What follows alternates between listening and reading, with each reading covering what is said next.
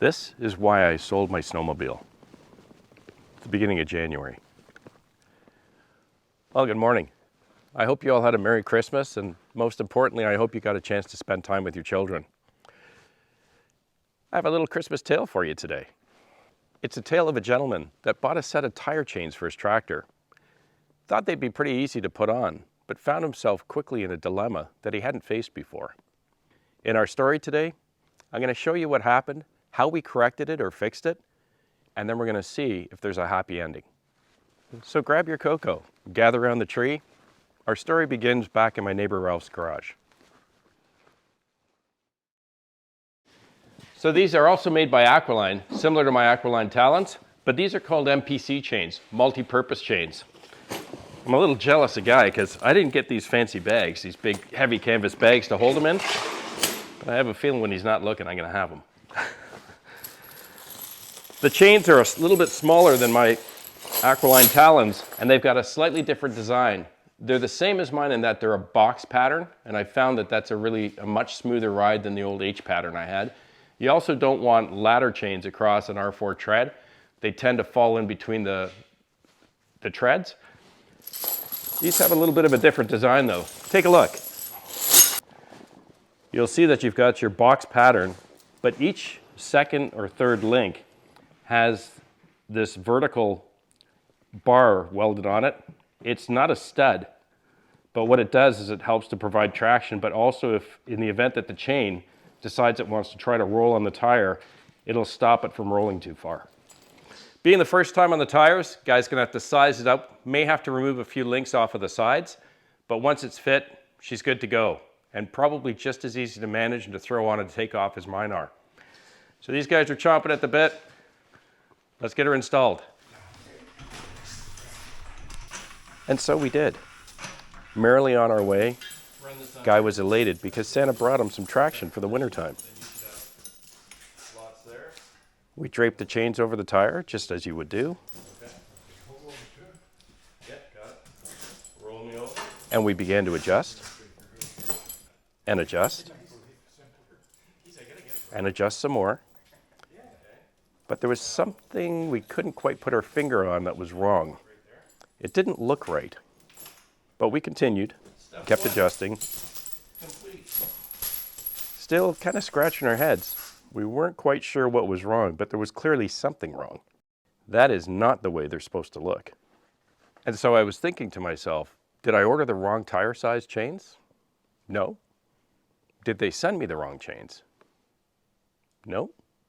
But something was clearly wrong. Let me show you what the chains are supposed to look like.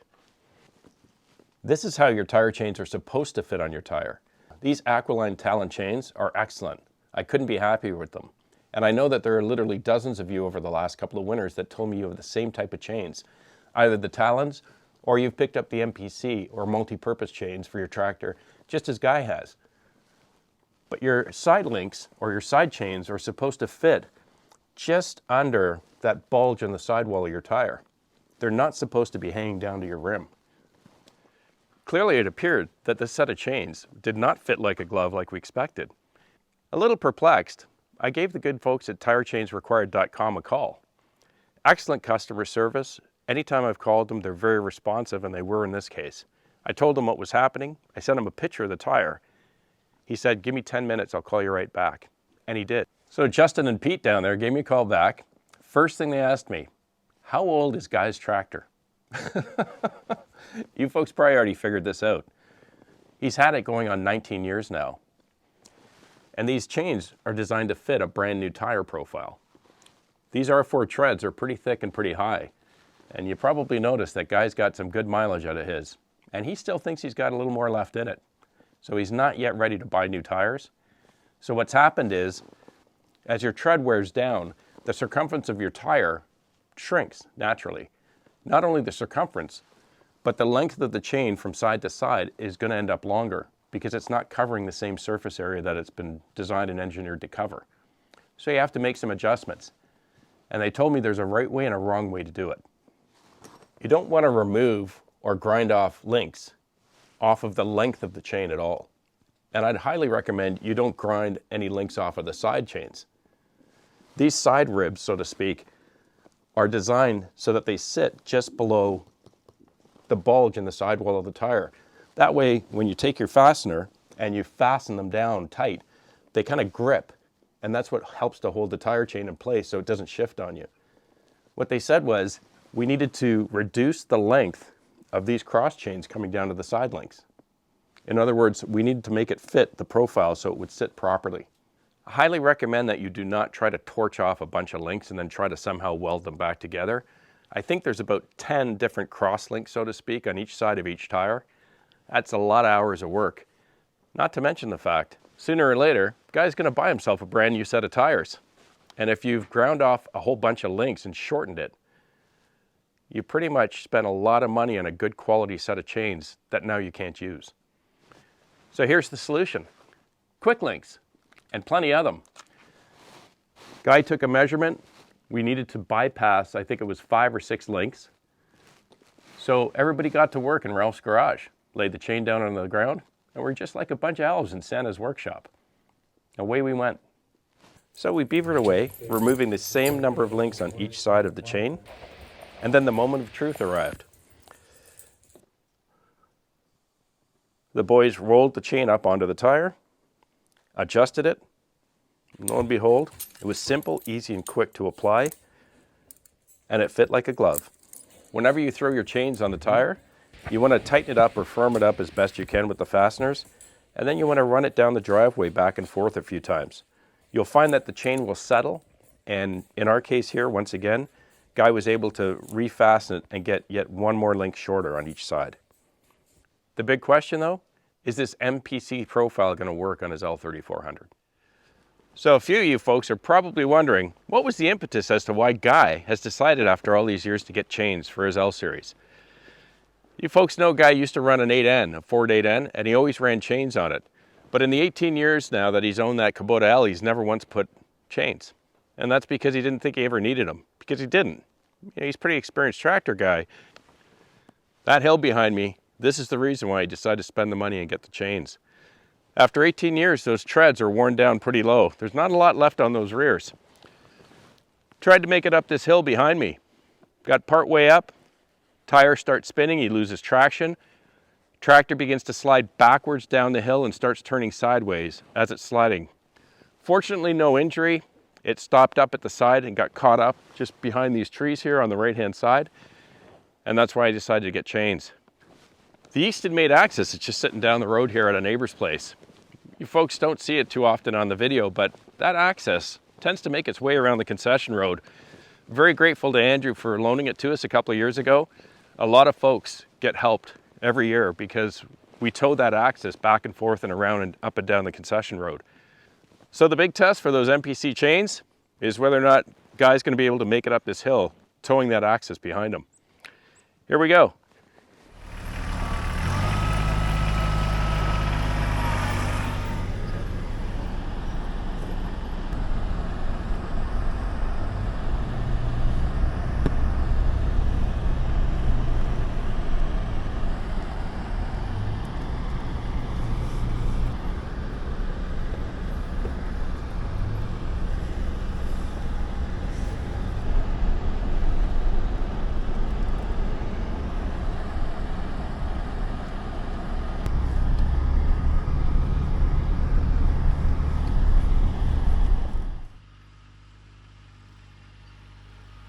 If you've been on the channel for a while, you'll know that the camera tends to mute or does a very poor job of depth when you're looking at the terrain or the hills behind me. This hill doesn't look very steep on camera, but I assure you it is, especially when there's a sheet of ice under it and then a blanket of snow. In fact, my good friend Steve lives right behind the camera, and years ago he stopped driving in the wintertime. He has to park up on the concession road and walk in because he's been stranded down at the bottom of this hill so many times.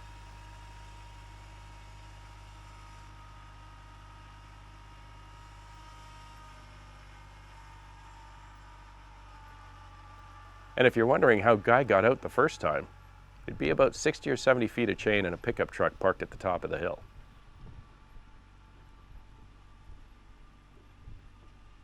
Looks like we might need some front chains. He made it! So our Christmas tale has a happy ending. And I don't know about you, but I love happy endings. Not to mention I no longer have to worry about my neighbor guy in the wintertime. Traction is key, especially when you're in hilly areas like we are here. Ice and snow and the lack of traction, especially with a big tractor like his L, it's just not a good combination. I wanted to send out a special thanks to Pete and Justin and all the folks at TireChainsRequired.com. Incredibly responsive service. And these Aquiline chains, they're not inexpensive, but they'll last you a lifetime, and they're probably going to keep you out of the ditch. Well, I guess it's probably time for bed. I hope you enjoyed the Christmas story. I want to take a moment out to wish all of you a Happy New Year. All the best of love, happiness, and success for you and your families. From me, Carol, and the girls. Have a wonderful New Year's Eve, and I'll see you again on the next one. Cheers.